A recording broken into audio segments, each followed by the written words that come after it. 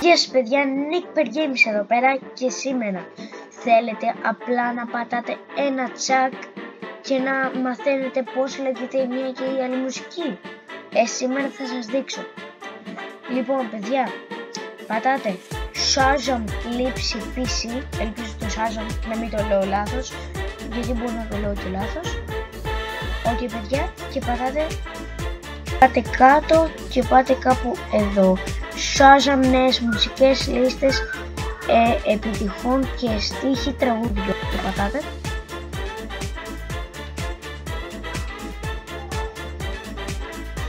Και ας βγάζει κάπου εδώ.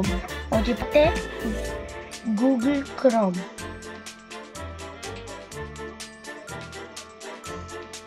Και σας βγάζει εδώ πέρα και λέει Shazam αναγνώριση τραγουδιών στο πρόγραμμα περιήγησή σας. Πατάτε προσθήκη και είναι τέλεχος.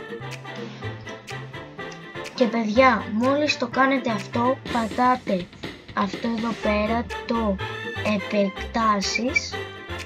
Ωραία. Και εδώ πέρα έχει κάποια πράγματα που έχετε. Λοιπόν, θα πατήσετε Shazam, αλλά πριν το πατήσετε θα πάτε στο YouTube και πάτε σε ένα τραγούδι που θέλετε να βρείτε, ας πούμε. Ok παιδιά, τώρα θα βρω ένα, ας πούμε. Θέλετε να βρείτε ένα e-shop, να αγοράσετε τίποτα, να παραγγείλετε. Εγώ σας έχω μια ιδέα που είναι και φθηνά, το Wish. Εδώ πέρα έχει πάρα πολλά φθηνά πράγματα που μπορείτε να αγοράσετε. Ok παιδιά, θα έχω βάλει το link στην περιγραφή, πηγαίνετε το δείτε το. Αλλά παιδιά, θέλω να βρω αυτό, εδώ.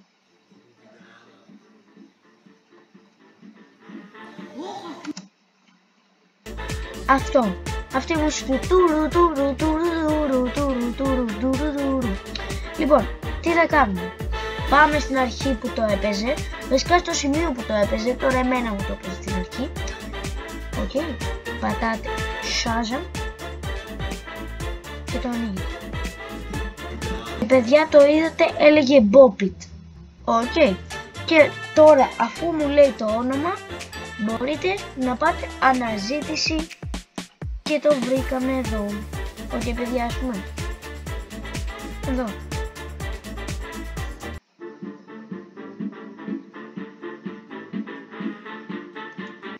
Ok παιδιά, και έτσι τα αναγνωρίζετε. Ok παιδιά, αυτό ήταν το βίντεο. Κάντε ένα like και μια εγγραφή. Ok, γεια σας.